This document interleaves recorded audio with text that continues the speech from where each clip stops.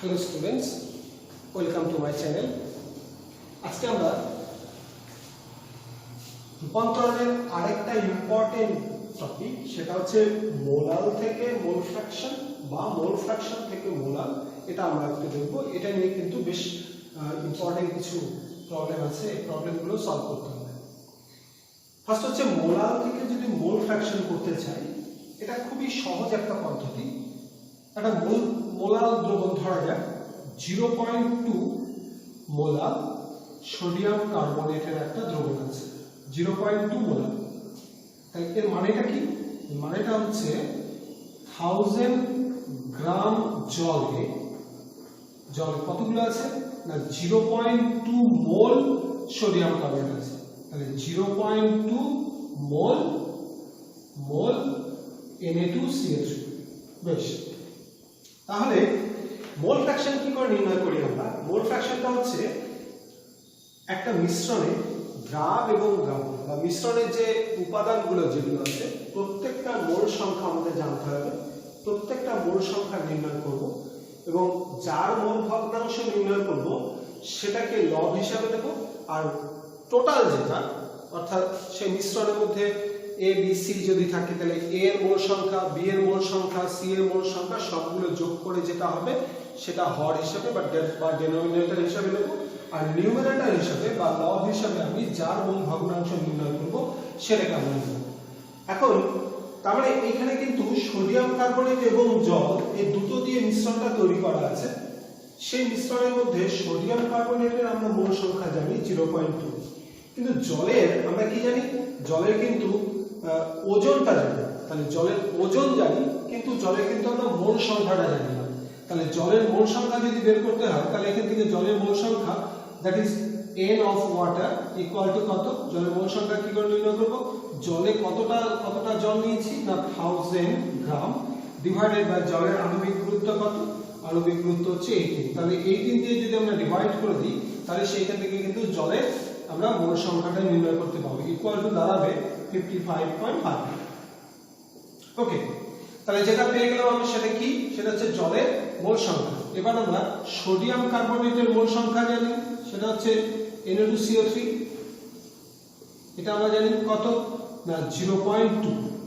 এইবার এইখান থেকে যদি আমরা দ্রাবক বা দ্রাবের কোনো একটা যদি মোল ভগ্নাংশ নির্ণয় করতে চাই, দ্যাট মিন্স আমরা যদি বলি x ওয়াটার কত? x ওয়াটার মানে হচ্ছে n of water divided by n of water plus n of sodium carbonate। ওকে, অর্থাৎ জলের মোল সংখ্যা ডিভাইডেড বাই টোটাল মোল সংখ্যা ইকুয়াল টু কত হবে? জলের মোল সংখ্যা কত আমরা জানি 55.55 ডিভাইডেড বাই এটা মোল সংখ্যা কত? 55.55 প্লাস এটা মোল সংখ্যা হচ্ছে 0.2 ইকুয়াল টু কত? ইকুয়াল টু হচ্ছে দাঁড়াবে 55.55 ডিভাইডেড বাই 55.75। এটা দাঁড়াবে হচ্ছে জলের মোল ভগ্নাংশ। এবার জলের মোল ভগ্নাংশ আমরা পেয়ে গেছি। যদি বলা হয় যে সোডিয়াম কার্বনেটের মোল ভগ্নাংশ কত, আমরা জানি x water plus x sodium carbonate, এই দুটোকে যোগ করলে আমরা পাই 1, দুটোকে যোগ করলে 1 পাওয়া যাবে। সুতরাং x সোডিয়াম কার্বনেট মানে সোডিয়াম কার্বনেটের মোল ভগ্নাংশ equal to 1 minus x water.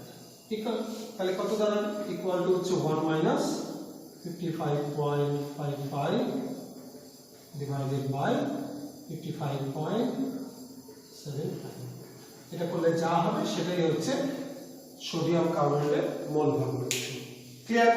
এইভাবে আমরা মোলার দ্রবণ থেকে খুব সহজেই কিন্তু আমরা মোল ভগ্নাংশে ট্রান্সফরমেশনটা করতে পারি। কিন্তু এটা যদি মোলার বা নরমাল হয় তখন কিন্তু এটাকে এইভাবে করা সম্ভব নয়। তখন কিন্তু আমাদের ঘনত্ব বা আপেক্ষিক গুরুত্ব জানতে হবে। তারপরে আমরা সেই দ্রবণ যেটা নেওয়া হয়েছে সেই দ্রবণের আমরা ওজন বের করব, অর্থাৎ 1000 ml যে দ্রবণটা আছে তার ওজন বের করব কি করে? জাস্ট 1000 কে আমরা ওর ঘনত্ব বা আপেক্ষিক গুরুত্ব দিয়ে গুণ করে দেবো। যা হবে সেইখান থেকে আমরা যদি বিয়োগ করে দিই যে দ্রাবটা নেওয়া আছে সেই দ্রাবের মোল সংখ্যা যদি বিয়োগ করে দিই, সে দ্রাবের ওজনটা বিয়োগ করে দেবো, যা হবে সেটাকে সেইখান থেকে আমরা জল এবং দ্রাব এই দুটোর আলাদা আলাদা করে মোল সংখ্যা নির্ণয় করব, করার পরে এখান থেকে মোল ভগ্নাংশ নির্ণয় করা সম্ভব। ওকে, এবারে উল্টোটা যদি অর্থাৎ মোল ফ্র্যাকশন থেকে যদি আমরা মোলার নির্ণয় করতে চাই, তাহলে কিভাবে নির্ণয় করব? দেখো, মনে করো যে x1 এত মোল ভগ্নাংশের দ্রাবকে x1 মোল ভগ্নাংশের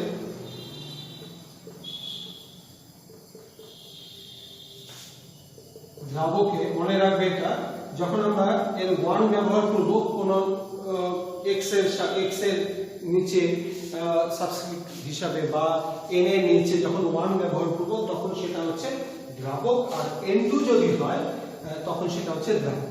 এবার n1 মোল ভগ্নাংশের দ্রাবকে x1 মোল ভগ্নাংশের দ্রাবকে x2 মোল ভগ্নাংশের দ্রাব যোগ করা হলো।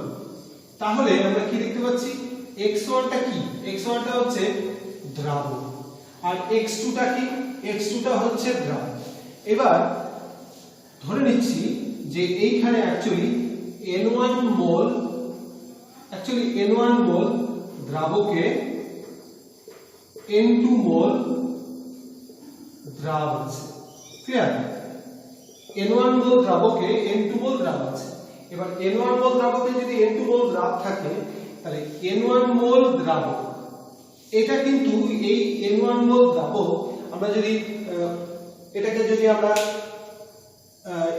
আমরা মোলারে ট্রান্সফার করতে চাই, তাহলে কি হবে? n1 মোল দ্রাবক এর থেকে কিন্তু আমরা মোলারটা নির্ণয় করতে পারবো না। এটা নির্ণয় করার জন্য কি লাগবে? আমাদের 1000 গ্রাম দ্রাবকের মধ্যে লাগবে। এবার 1000 গ্রাম দ্রাবকের মধ্যে যদি আমরা বের করতে চাই, তাহলে 1000 গ্রাম দ্রাবক, এবার 1000 গ্রাম দ্রাবকটা কি করে বের করবো এখান থেকে? দেখো, n1 মোল দ্রাবক যদি হয় তাহলে এটা ওয়েটটা কত হবে? এটাকে যদি আমরা n1 ইনটু যদি w দিয়ে গুণ করে দিই, যেখানে w টা হচ্ছে দ্রাবকের আণবিক গুরুত্ব, জাস্ট আণবিক গুরুত্ব দিয়ে তুমি এদিকে গুণ করে দিলে, তাহলে কি পাওয়া যাবে? এটা মানে যে মাল্টিপ্লাই করা গেল সেটা এর ফলে পাওয়া গেল এত গ্রাম পাওয়া গেল। অর্থাৎ মোল সংখ্যাকে যদি গ্রামে ট্রান্সফার করতে চাই, তাহলে আমাদের আণবিক গুরুত্ব দিয়ে গুণ করে দিতে হবে। এই যে আমরা আণবিক গুরুত্ব দিয়ে গুণ করব, এত গ্রাম দ্রাবকে কতগুলো থাকবে? এত গ্রাম দ্রাবকে n2 মোল দ্রাব আছে। ওকে, তাহলে 1000 গ্রাম দ্রাবকে কতগুলো আছে? 1000 গ্রাম দ্রাবকে থাকবে হচ্ছে n2 into 1000 divided by n1 into w, যেটা পাওয়া গেল এত মোল দ্রাব থাকবে। এই যেটা কি পাওয়া গেল? দেখো, 1000 গ্রাম দ্রাবকের মধ্যে এত মোল সোডিয়াম কার্বন বা যে দ্রাবটা নিয়েছি সেটা পাওয়া গেল। তাহলে এই যে দ্রাবের পরিমাণ, এটা মোল সংখ্যাতে পাওয়া গেছে এবং সেটা 1000 গ্রামের মধ্যে পাওয়া গেল, এটাই হচ্ছে দ্রবণের মোলাল গাঢ়ত্ব। ওকে, এটাই মোলাল গাঢ়ত্ব পাওয়া গেল। ওকে, এইভাবে আমরা কিন্তু মোলাল গাঢ়ত্ব নির্ণয় করব। ও একটা ছোট একটা প্রবলেম করলে বুঝতে পারবে যে কিভাবে এগুলো খুব সহজেই করা যায়। ধরা যায় একটা সালফিউরিক অ্যাসিডের একটা দ্রবণ আছে, মনে করো H2SO4 এর একটা জলীয় দ্রবণে, H2SO4 এর জলীয় দ্রবণে জলের মোল ভগ্নাংশ কত? ধরা যাক 0.8, জলের মোল ভগ্নাংশ 0.8। এইখান থেকে দ্রবণের মোলাল মাত্রা তোমাকে বের করতে হবে। তাহলে মোলাল মাত্রা যদি এইখান থেকে বের করতে হয়, দেখো ভালো করে, জলের মোল ভগ্নাংশটা দেওয়া আছে, এইখান থেকে আমরা দ্রবণের মোলাল মাত্রাটা বের করব। এবার দ্রবণের মোলাল মাত্রাটা বের করার জন্য আমাদের জলের মোল ভগ্নাংশ থাকলে শুধু হবে না, বাদ বাকিগুলোরও প্রয়োজন আছে। ধরা যাক x1, একটু আগে যেটা বলছিলাম, x1 মানে হচ্ছে যেটা দ্রাবক, মনে রাখবে 1 ফর দ্রাবক, আর এটা যদি 2 হয় তখন সেটা হচ্ছে দ্রাবক। তাহলে x1 ইকুয়াল টু কত? দেখো এইখানে জলীয় দ্রব্য, তাহলে সালফিউরিক অ্যাসিডটা কিন্তু এক্ষেত্রে দ্রাব, জলটা কিন্তু দ্রাবক। তাহলে জলের মোল ভগ্নাংশ, এটা কিন্তু জলের মোল ভগ্নাংশ, সেটা হচ্ছে x1 ইকুয়াল টু 0.8, আর x2 ইকুয়াল টু কত? x2 ইকুয়াল টু হচ্ছে 0.2। কেন? কারণ আমরা জানি x1 plus x2 equal two 1, সুতরাং x2 equal two 1 minus x1 equal two 1 minus 0.8 equal to হচ্ছে 0.2, এই জন্য এটাকে 0.2 লিখলাম। এবার ধরে নিচ্ছি যে এই যে দ্রবণটা তৈরি করা হয়েছে সেই দ্রবণের মধ্যে জল আছে, জলের মোল সংখ্যা n of water equal to কত? ধরে নিচ্ছি মনে করো n1, R n of H2SO4 মানে দ্রাবের মোল সংখ্যা হচ্ছে ধরে নিচ্ছি n2, জানি না আমরা কত আছে, জানার দরকার নেই, জাস্ট এটা ধরে নিলাম এটা n1 এবং এটা n2। তাহলে x1 ইকুয়াল টু কত? না n1 by n1 plus n2, আর x2 ইকুয়াল টু কত? x2 ইকুয়াল টু হচ্ছে n2 divided by n1 plus n2। এবার x1 বাই x2 করে দাও, এটা দিয়ে ডিভাইড করে দিলে কি হবে? তাহলে n1 divided by n1 plus n2, আর উপরে উঠে যাবে n1 plus n2 divided by n2। তাহলে এই দুটো কেটে দাও এখান থেকে, তাহলে কেটে দেওয়ার পর থাকবে কি? n1 বাই n2 করে থাকবে। দেখো x1 কত? x1 হচ্ছে 0.8, x2 কত? 0.2, তাহলে ইকুয়াল টু কত বসাতে পারি? or 0.8 divided by 0.2 equal to n1 by n2 equal to কত? or কত দাঁড়াবে? 4 equal to n1 by n2। সুতরাং এখানে বলতে পারি n1 or n1 equal to 4 n2। ওকে, এবারে এইখান থেকে একটা জিনিস আমরা পাওয়া গেল, সেটা হচ্ছে n1 এবং n2 এর যে সম্পর্ক সেটা পেয়ে গেছি। এবার n1 মানে বলছে n1 ইকুয়াল টু হচ্ছে 4n2। ওকে, এবার দেখো n1 টা কি? n1 টা হচ্ছে জলের মোল সংখ্যা, দ্রবণের জলের যে মোল সংখ্যাটা সেটা কি করে নির্ণয় করব আমরা? যতটা আছে তাকে যদি আমরা 18 দিয়ে গুণ করে দিই, দ্যাট মিন্স জলের যদি আণবিক গুরুত্ব দিয়ে গুণ করে দেওয়া হয় তাহলে পরিমাণটা পাওয়া যাবে, বা গ্রামের পরিমাণটা পেতে পারি আমরা। তাহলে 4n2 ইনটু 18 এত গ্রাম সেখানে কিন্তু জল থাকবে। ওকে, এখন আমি কিন্তু গ্রামে পেয়ে গেছি, এটা আমি গ্রামে বার করতে পেরেছি, সুতরাং বলতে পারি যে 4n2 ইনটু 18 এত গ্রাম জলে সালফিউরিক অ্যাসিড কতগুলো আছে? H2SO4 আছে কতগুলো? কত মোল আছে সালফিউরিক অ্যাসিড? n2 মোল।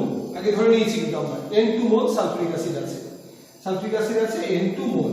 ওকে, এবার যখন আমরা মোলাল মাত্রা বের করতে চাইবো, তার মানে এটা কিন্তু অ্যাকচুয়ালি 1000 গ্রাম। তাহলে 1000 গ্রাম জলের মধ্যে কতগুলো আছে? 1000 গ্রাম জলের মধ্যে সালফিউরিক অ্যাসিড কতগুলো থাকবে? ইকুয়াল টু থাকবে হচ্ছে n2 into 1000 divided by 4n2 into 18। তাহলে into কাটা গেল, equal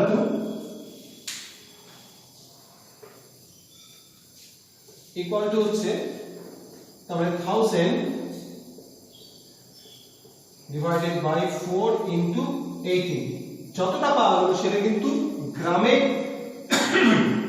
যতটা পাওয়া গেল সেটা কিন্তু গ্রামে পাওয়া গেল, সেটা কিন্তু মোলেই আসছে। যেহেতু এটা মোলে পাওয়া গেল, তাহলে 1000 গ্রাম জলের মধ্যে যত মোল আছে সেটাই হচ্ছে তার মোলাল মাত্রা। ইকুয়াল টু ক্যালকুলেশন করলে দাঁড়াবে 13.89 মোলাল। ওকে, তাহলে এইভাবে আমরা মোলাল থেকে মোল ভগ্নাংশ থেকে মোলালে এইভাবে কিন্তু ট্রান্সফার করব। এরকম প্রবলেম কিন্তু পরীক্ষাতে আসে।